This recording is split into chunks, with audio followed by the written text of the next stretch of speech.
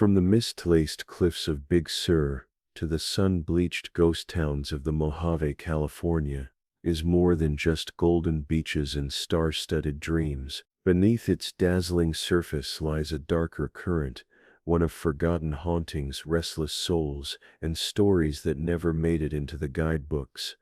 This is not the Hollywood of headlines or the Silicon dreams of tomorrow. This is the California whispered about around campfires, the one buried under landslides and ghost towns, hidden in redwood forests and crumbling missions. Here, time doesn't just pass, it lingers. You've heard of Alcatraz and the Queen Mary, but what about the ghostly bride who walks a canyon where no church ever stood? Or the school bell that still rings in a town lost to fire a century ago?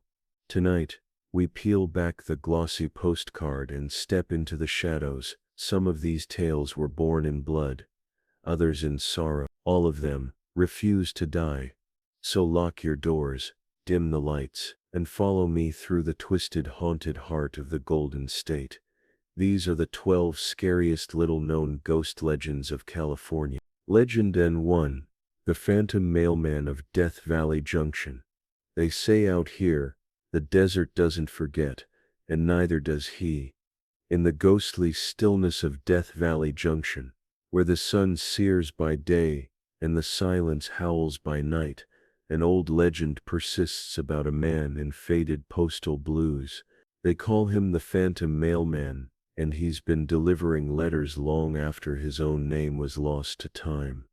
The story begins in the early 1920s, when Death Valley Junction was a lively little company town, built around a borax mine, and the historic Amargosa Opera House. Among its most dedicated residents was a mailman, a quiet, dependable soul who braved the brutal heat and shifting sands to make his rounds. Through flash floods and sandstorms, he delivered letters between scattered mining camps, ranches, and the tiny post office carved into the desert. One summer he vanished. Some say he died of heat stroke after his mule collapsed. Others whisper that he was murdered by outlaws who never found the gold they thought he carried.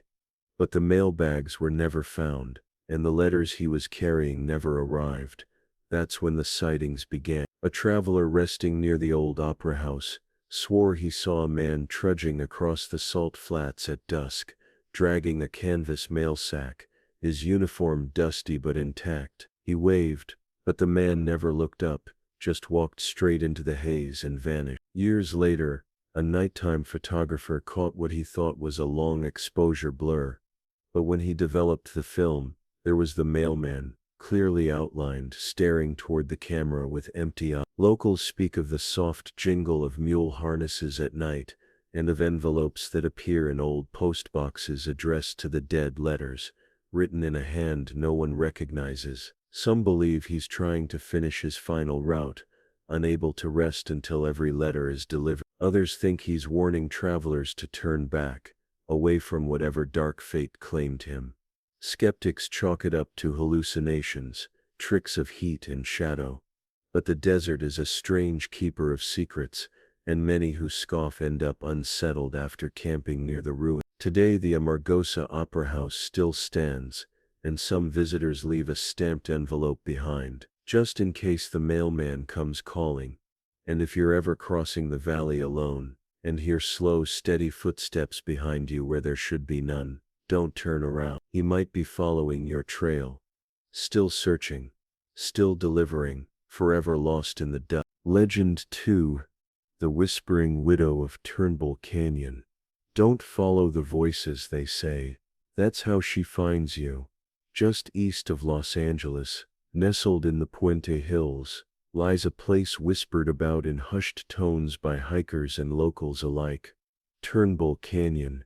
On the surface, it's a scenic trail of sweeping views and rugged beauty, but those who know the legend avoid it after dark, because once the sun dips below the ridge, she walks. The story dates back to the early 1900s, when a woman named Magdalena Reyes lived in a secluded cabin deep in the canyon, with her husband and child. They were quiet folk, reclusive but polite. Then came the fire. No one knows how it started, but the blaze tore through the canyon, reducing homes and lives to ash. Magdalena survived. Her family did not. They say she searched for weeks, blackened by soot, calling their names in the ruins until her voice broke. When the rains finally came and the canyon turned green again, she was gone. But the legend had only just begun. Today hikers claim to hear her cries echoing through the chaparral, low, rasping whispers that call your name, even if no one knows you're there. The wind carries her grief, they say, and sometimes, her wrath. One man swore he saw a figure on the ridge at dusk, dressed in scorched rags, her hair hanging in clumps, her face shadowed by a black veil. He turned to leave, only to find the same figure standing on the trail below, blocking his path. His flashlight died, and when it flickered back to life, she was gone. Teenagers hiking at night tell of hearing their own names whispered from the brush, just before one of them trips, falls, or turns back in terror. The most chilling tales come from those who ignore the warnings and stray from the path, only to find themselves disoriented, their phones dead, and a woman's sobs growing louder with each step they take. Some believe Magdalena is a residual spirit, bound to the place of her heartbreak. Others insist she's become something more, a creature of grief, feeding off the sorrow of the living, a guardian of the canyon, or a curse upon it. Modern ghost hunters flock to Turnbull Canyon, drawn by the whispers and the thrill, but locals know better. Legend M3. The Devil's Bell of Bodie. Out here, even the wind sounds like it's warning you. High in the Sierra Nevada, where snow buries the past and time moves like molasses, stands the frozen remains of Bodie, one of California's most infamous ghost towns. But not all the spirits here are nameless. Some stories rise above the dust, and one of the strangest is the tale of the Devil's Bell. Bodie was born in gold and fire, a boom town in the late 1800s with over 10,000 souls, dozens of saloons, and a murder nearly every day. But at its center stood the schoolhouse, and inside it, a heavy brass bell cast in San Francisco, and hauled up the mountain by mule cart. That bell rang for years, calling children to their lessons, until one winter morning, it rang when no one was there. The teacher arrived to find the school empty. No footprints, no signs of children, just the echo of the bell and the chalkboard covered in words no one remembered writing. Scratched out phrases like "he waits beneath" and "it was not an accident." Then came the avalanche. It buried part of the town, including the schoolhouse. Some say it was a natural disaster, others, something else. When rescue teams arrived days later, they found the bell shattered, twisted, and buried far from its tower. The school had collapsed. All the children were gone, and that should have been the end. But the bell still rings. Park rangers and restoration workers claim to hear it toll at dusk, even though no bell has stood in Bodie for over a century. Tourists report a sudden, aching pressure in their chest, followed by the sound of metal on wing. One photographer fainted on the steps of the old schoolhouse, mumbling about children in the floorboards and a man with no face watching through the glass. Skeptics blame the altitude or the eerie acoustics of a dying town, but locals have a different explanation. They say a drifter once warned the townsfolk that the bell had been cursed, melted down from the chains of a prison ship that sank off the coast of Spain, that wherever the metal was struck, death would follow. No one believed him, until it was too late. Today, Bodie is a state historic park. Visitors are told not to remove even a pebble from the site, for fear of the infamous Bodie curse. But they are also warned if you hear the school bell ring in the wind, don't turn toward it, because the sound may not be calling from Bodie, it may be calling you in. Legend in 4. The Drowned Bride of Arroyo del Diablo. They say the veil still floats in the creek, even when there's no wind. Hidden within the rolling canyons of Contra Costa County lies a forgotten stream called Arroyo del Diablo, the Devil's Creek. It's easy to miss if you're not looking for it, but those who live nearby know the legend well, and they never go there at night. In the late 1800s, a young woman named Isabella Cortez was set to be married at a small mission chapel near the creek. She came from a wealthy ranching family. He was a ranch hand with calloused hands and a voice like a hymn. Their love was scandalous, and her family did not approve. On the morning of the wedding, as the sun crept over the hills, Isabella vanished. At first they thought she had run away with her lover, but he was found hanged in the barn, eyes wide in terror, boots missing, as if dragged. Her veil was discovered downstream, tangled in the reeds, and then nothing. No body, no trail, just grief. But it wasn't long before the sightings began. Ranchers riding past the creek reported hearing weeping, soft, mournful, and not entirely human. Children claimed to see a woman in a torn white gown standing ankle-deep in the water, her veil fluttering though the air was still. Her face, they say, is always hidden, sometimes by shadows, sometimes because it simply isn't there. One man in the 1930s tried to build a footbridge across the arroyo. His tools disappeared each night. On the third day he found his worksite destroyed and a single wet footprint on his plans. He left town the next morning, never to return. In the 1980s, 2 teenagers went camping near the creek. Only one came back. The survivor claimed he awoke to a voice singing "Aquí estoy, I am here," and saw a pale figure rising from the water, arms outstretched like a bride waiting for her groom.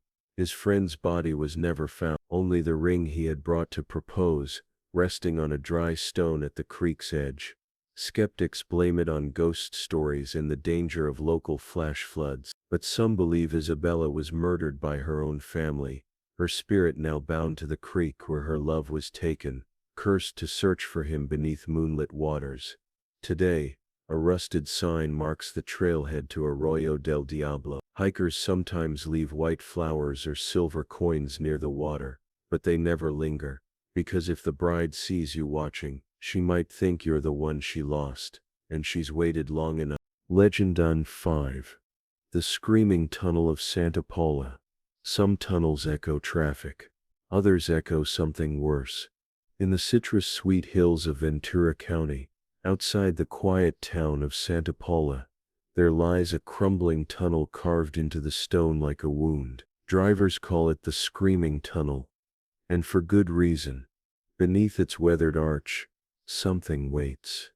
Something that doesn't like silence.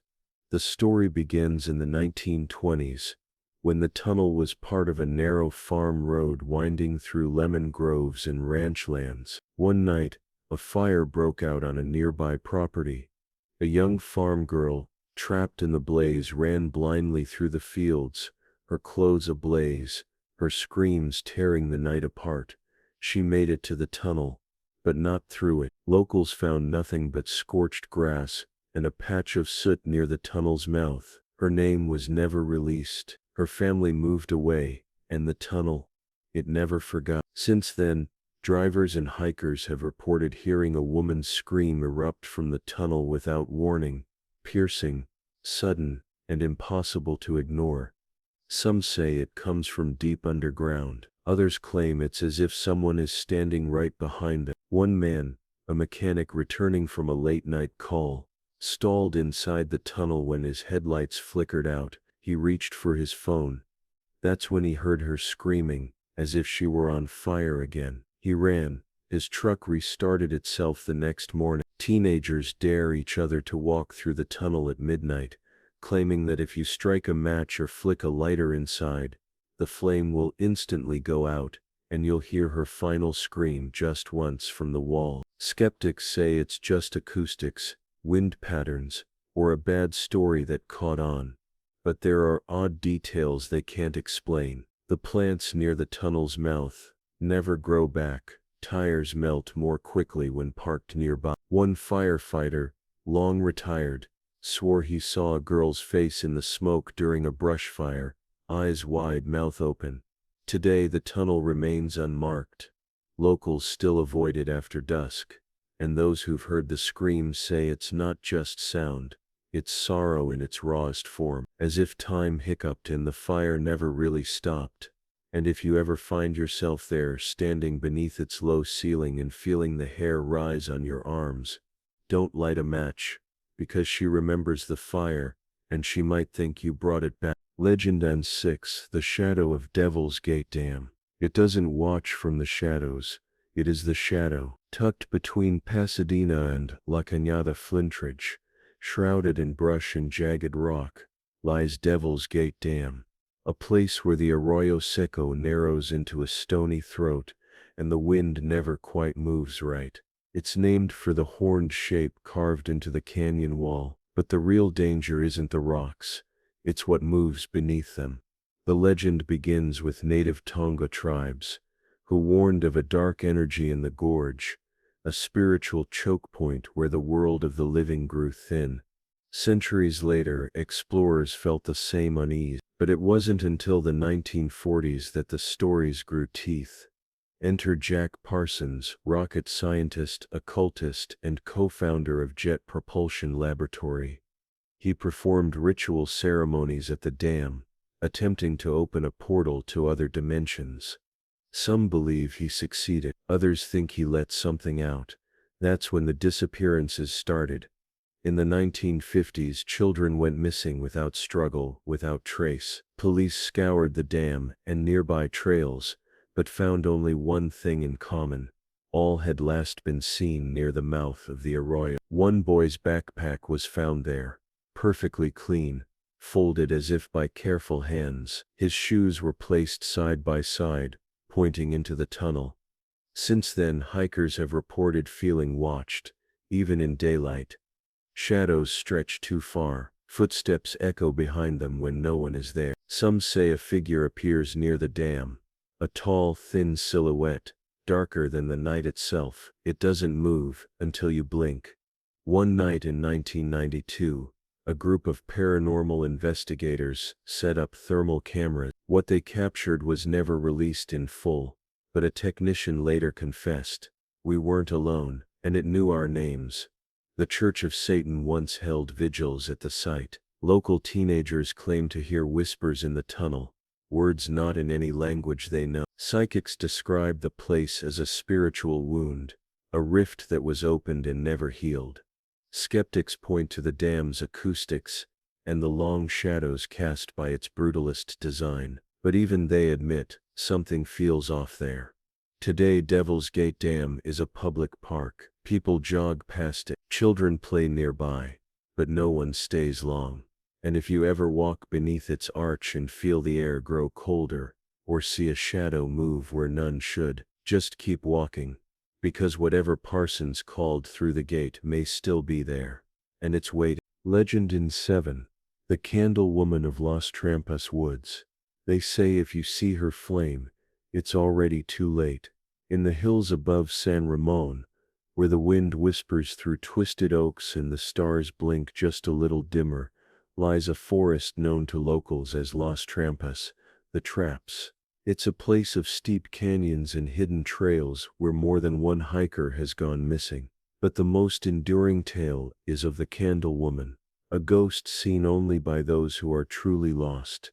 The legend dates back to the 1800s, when this land was still part of a Spanish land grant. A woman named Eulalia lived here alone in a stone cottage, a midwife and herbalist known for her strange rituals and jars filled with roots. Some said she was a healer, others, a witch. One winter, a child from the village vanished during a storm.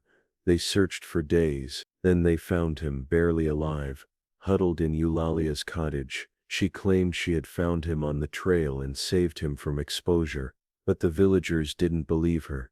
They burned her home to the ground with her still inside. Since then, hikers and campers report seeing a soft, flickering candle moving through the woods, sometimes near the old stone foundation, sometimes far off the trail, always where no one should be. Those who follow it often vanish for hours or days. Some come back with no memory. One girl was found barefoot 5 miles from the trailhead, clutching a wildflower that doesn't grow anywhere in the region. When asked what happened, she said only, The lady told me to go home. A man in 2003 claimed he saw a figure in the trees, a woman in a long black shawl, holding a candle that burned with blue flame. She turned toward him, and in that moment he said the forest went silent. He couldn't move, couldn't breathe. Then she was gone, and his phone, watch, and compass all dead. Skeptics say it's just hikers getting turned around or sleep deprived, but old maps show a strange pattern. Every disappearance or lost time incident forms a rough spiral around the site of Eulalia's cottage. Today, some hikers leave coins or matches at the trailhead, an old superstition to keep the candle woman at bay. Others say if you get lost and see a flicker in the dark, don't follow it. Turn away, cover your eyes, and pray. Because the candle isn't to guide you out, it's to lead you in. Legend in 8. The Screaming House of Fresno's Van Ness Avenue. Not every haunted house creaks, some screech. In the quiet suburbs of Fresno, nestled between tidy lawns and tree-lined sidewalks, there sits a house on Van Ness Avenue that looks like any other. Its paint peels, its porch sags, but those who've lived nearby speak of something far darker than dry rot, something that wakes in the hours before dawn. They call it the Screaming House. The story begins in the 1940s, when a well-off banker named Harold Cray moved into the home with his wife and infant daughter. But neighbors quickly noticed strange behavior: windows open in freezing weather, lamps burning all night, and Harold, once a gregarious man, becoming withdrawn and hollow-eyed. One night his wife ran screaming into the street, clutching her baby and begging for help. "It comes through the walls," she said. "It's not done with us." She was committed. The child vanished months later. Harold was found in the basement, eyes wide, mouth open in a silent scream, a single candle burned to wax in his palm. Since then the house has stood mostly empty, but not quiet. In 1979, a college student renting the home fled after one night. He later told a reporter he heard screaming that didn't have a mouth, a noise like steel on bone, coming from inside the drywall. An elderly woman who moved in during the 90s refused to speak of her time there, but left behind a journal filled with sketches of a black shape, tall, lanky, faceless, standing in corners under stairs, behind mirrors. One page reads, "It howls without lungs. I tried to bury it in prayer, but it learned my name." Local kids dare each other to touch the doorknob or peer through the slats. One swears he saw something crouched on the ceiling, smiling with teeth too many and too sharp. Even mail carriers skip the front steps, tossing envelopes from the sidewalk. Paranormal investigators recorded audio from the attic. The tape picked up static, then a piercing shriek that lasted 11 full seconds. The equipment fried. No one has tried since. Skeptics say it's an urban myth born from suburban boredom, but even they admit no one stays in the house long. And the screams, they come on cold nights, just before the birds sing, and always from within the walls. Today the house stands empty, the mailbox rusts, but sometimes at 3 a.m., the porch light flickers on. No one's ever seen who or what turns it off. And if you walk by and hear the screaming, don't look back, because if it knows you heard it, it may not stop. Legend in 9. The Lost Children of Proctor Valley Road. You won't see them at first, just your breath in the cold, and the handprint on the glass. Proctor Valley Road winds through a lonely stretch of land between Chula Vista and Jamul, a place where the brush grows thick and the sky seems just a little too wide. By day it's dry and dusty, but by night the road becomes something else entirely. Locals say it's cursed, haunted, a place where time bends and children cry in the dark. The story is older than most realize. In the early 1900s, a school bus returning from a church picnic vanished along this road. The tracks simply stopped. No crash, no debris, just an empty trail and the wind. Days later, a rancher found the bus overturned in a dry creek bed, burned from the inside. The children were gone. They never found the driver. Since then, strange things plague this road. Drivers report their cars stalling for no reason. Headlights dim, radios hiss with static, then laughter, high, childlike and echoing with something hollow. One woman in the 1970s was stranded here after a flat tire. She rolled down her window for air and felt something brush her cheek. When she turned, the passenger seat was wet and covered in tiny muddy footprints. A more recent story comes from a rideshare driver who stopped to check a thudding noise in his trunk. When he opened it, he found handprints, dozens of them pressed from the inside, smeared like fog on a window. And then, there's the rich. Locals say if you leave your car in neutral at the top of one of the old hills, it will begin to roll uphill. Pushed, they say, by the ghostly children trying to warn you of what's ahead. Some leave baby powder on their bumpers. When they check, they find fingerprints, small, dozen. Skeptics point to urban legends and gravity hills.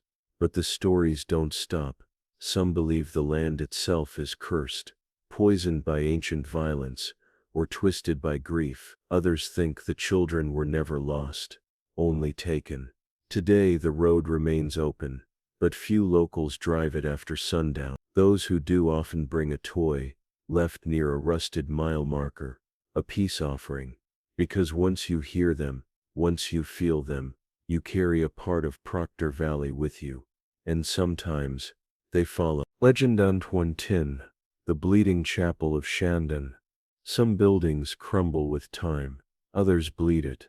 Perched on a hilltop off Highway 46, halfway between Paso Robles and the coast, stands a tiny white chapel surrounded by rolling vineyards and silence. Known as the Chapel on the Hill, it once offered peace to weary travelers, but the legend it carries now has stained its reputation, and some say its very walls. The story begins in the 1920s when the chapel was built by a group of German settlers fleeing rumors of war in Europe. It was meant as a sanctuary, a place of peace, but one night, just before Easter, a traveling priest was found at the altar, his throat slit, hands clasped in prayer, eyes wide with terror. No one ever discovered who did it, or why. That should have been the end. But weeks later the congregation returned to find the crucifix above the altar weeping, what looked like blood. The local diocese dismissed it as rust. The parishioners knew better. Soon after, a young couple married in the chapel lost their child in a car crash on the same stretch of road where the priest was last seen alive. Another woman visiting alone claimed she saw the priest's ghost kneeling at the pews, his mouth opening and closing soundlessly, mouthing something, until her ears began to bleed.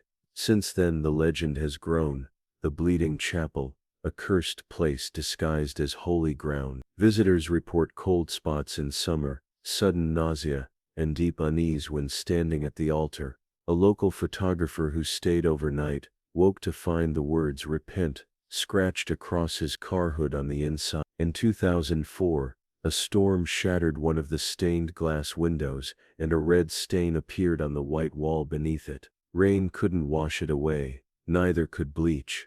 The stain remains to this day, dark as dried blood. Skeptics say it's just mold, mineral deposits, coincidence, but they don't stay long, and none can explain the way the chapel's bell sometimes rings by itself, even though it's been rusted in place for decades. Today the chapel is still open to the public. Travelers stop for pictures, weddings are still held, but some couples say their photos come out wrong, blurred, faces distorted, the priest's silhouette reflected in the stained glass. And at night when the wind moves through the vineyards just right, you might hear it drip and wonder what exactly is bleeding beneath the stone. Legend on 11. The man in the pines of Humboldt County. He doesn't speak. He just stares until you forget where you are. Deep in the towering redwoods of Humboldt County, where sunlight barely reaches the forest floor, and the fog moves like smoke between the trunks, there is a place hikers call the stillness.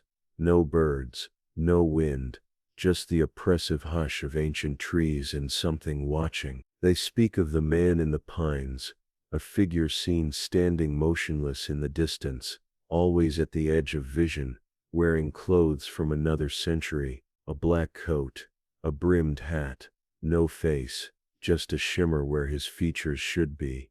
If you see him once, they say you're lucky. If you see him twice, you don't come back the same. The earliest mention comes from a logger's journal in 8. He wrote of a stranger in the woods who never blinks, who watched the men fell trees from just beyond the clearing. When the workers approached, the figure vanished. That night the trees they had chopped were standing again. The next day one of the men disappeared.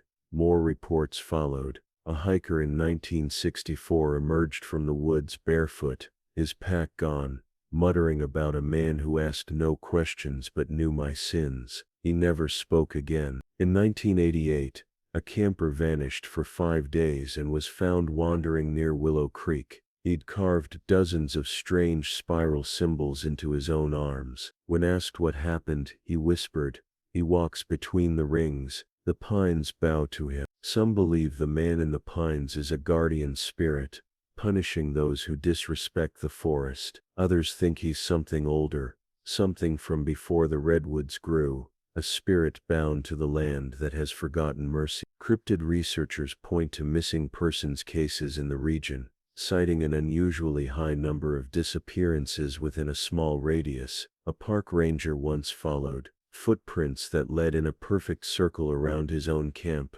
prints that ended at the edge of the firelight. When he shone his flashlight into the dark, he saw him, still, silent, watching. Today warnings about the man in the pines are passed around like folklore. Never walk alone, don't stray from marked trails, and if you feel like you're being followed, don't turn around, because if you see him standing there still as a gravestone, you're already marked. And some say the forest doesn't just grow, it remembers. Legend N12, the train that never stops in Niles Canyon.